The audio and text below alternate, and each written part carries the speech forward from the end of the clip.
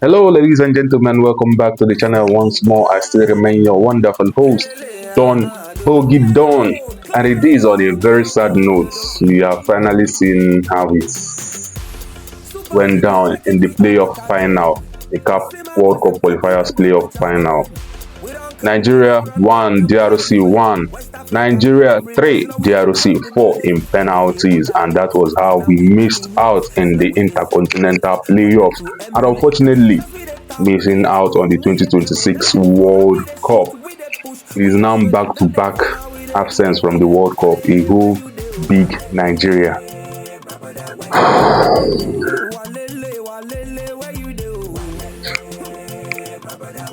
A lot of things are going on in my head. I don't know where to start, but I just feel I have to divide this in sections so that I can be able to touch on all the things I want to do today.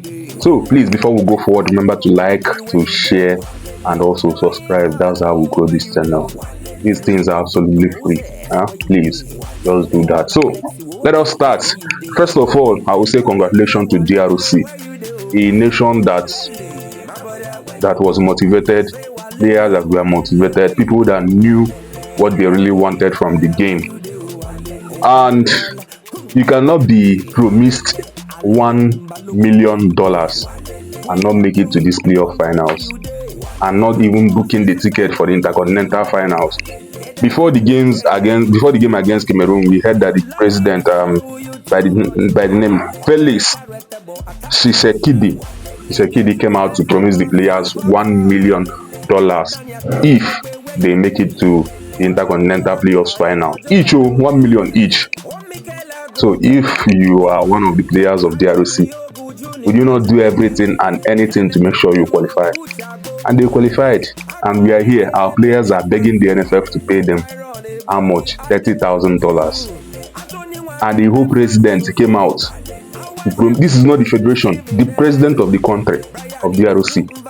That will lead me to asking about our own president. What did the federal government of Nigeria promise these players? What was the motivation from the federal government of Nigeria for these players? Nothing. They were even fighting the federation. The federal government of Nigeria couldn't even do anything to motivate our players. Kudos to DRC. For the first time since 1974, they will have a chance to go to the World Cup. That was when they were answering Zaire. I think Zaire, that was the name they used in their first ever World Cup in 1974, and finally they are going to make it. This is a DRC Congo, DR Congo that finished fourth in the last AFCON. We Nigeria, we finished second. This is the same team that I think they are the fourth largest nation in Africa, and we are the first. But if there is one thing I have learned from this DRC team, is the way they believed in their coach. This coach that they have now have been with them before the last AFCON. They finished fourth. He remained with them, and now they are playing the World Cup qualifiers. He still remained with them. Consistency for how many years? But in Nigeria, we used 3 coaches and we couldn't qualify for the World Cup.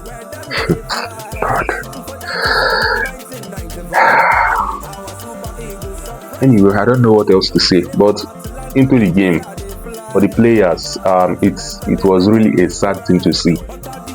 It looks as if Victor Osimhen is not in the game, we can't even play, because I can't understand the abysmal second half display he showed. From the second half to the 30 minutes of extra time was abysmal from Nigeria.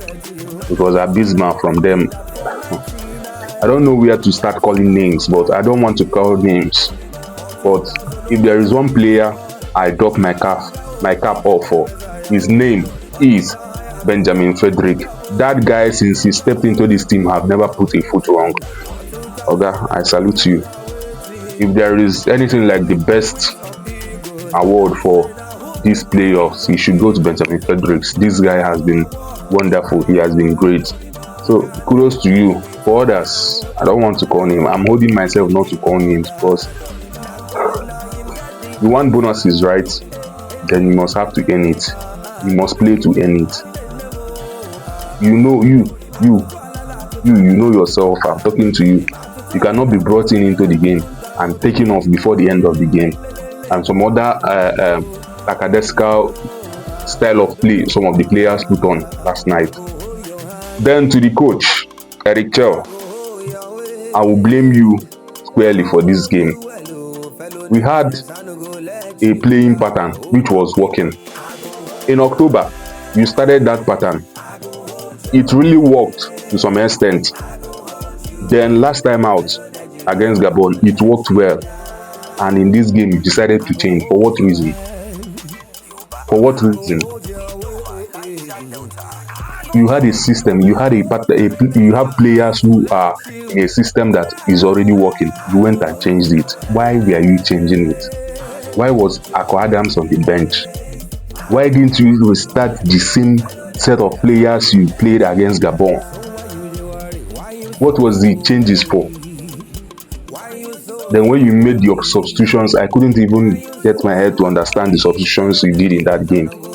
You see, that is the reason why I'll always clamor for Onuachu. I'm not saying this because we lost. Of course, this is the first loss of Eric Chell as the Nigerian coach.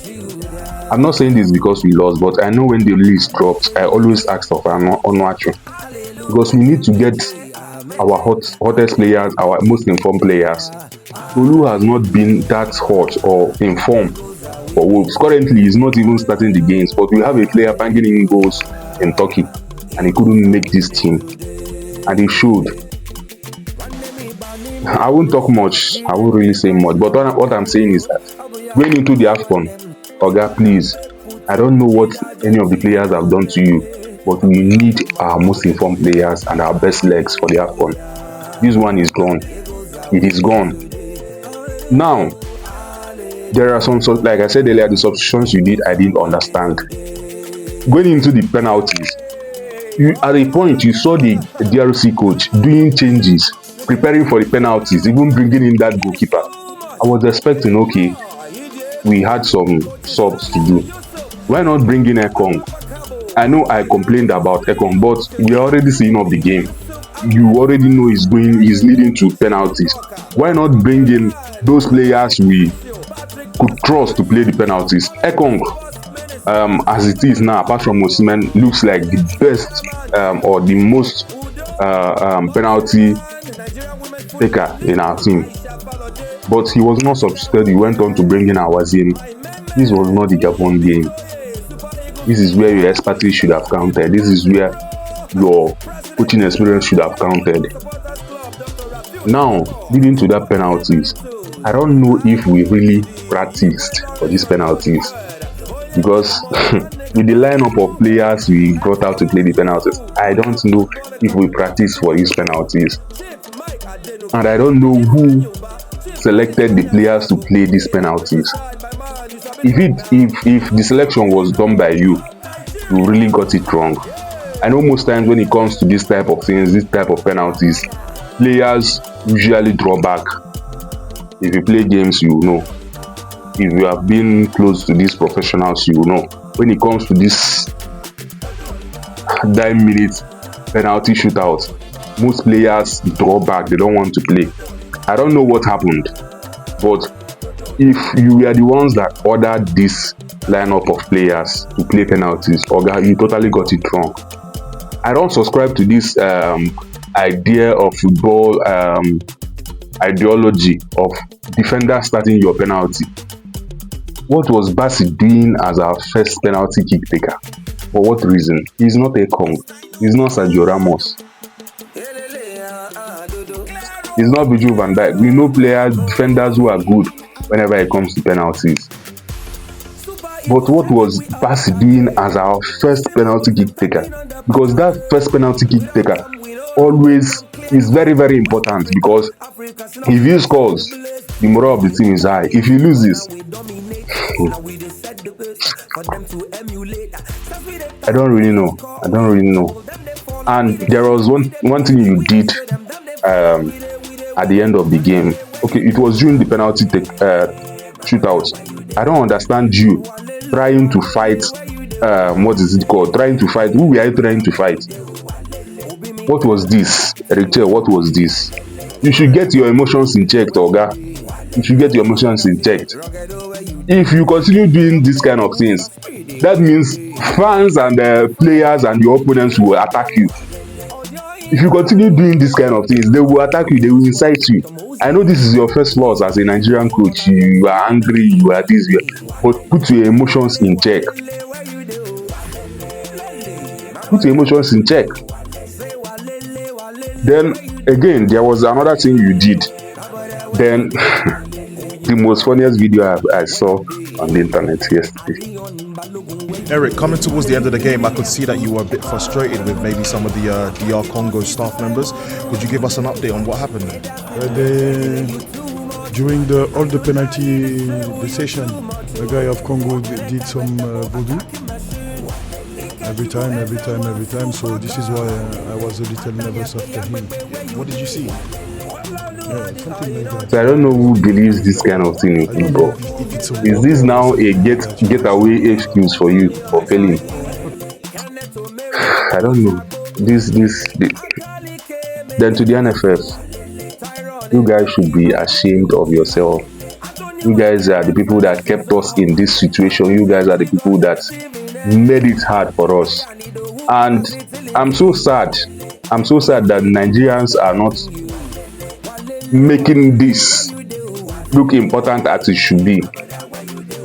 We should be channeling our energy and attention to calling out this NFF, because I don't get this. 3 coaches to qualify for the World Cup and we couldn't even make it. In spite of everything, we are talking about how to play the players, their bonuses, and not how to play them this and that. Gusau, you are a disgrace, a monumental failure to Nigeria and its football.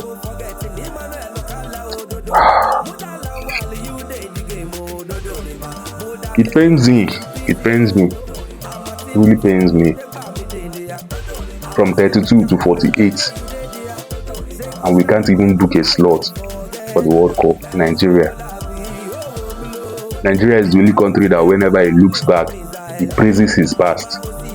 We came to the World Cup for the first time in '94, and even whenever we look back, we still praise the team of '94 as the best. NFF under Gusau, in these past few years alone, under Gusau, the under 17 failed to qualify for the World Cup. The under 20 embarrassed out of the World Cup. The under 23 did not qualify for the Olympics. The Chan Eagles, we saw how humiliating it was for them in the Chan tournament.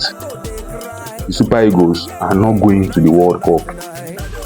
It was only the Super Falcons, and we saw how that tournament ended.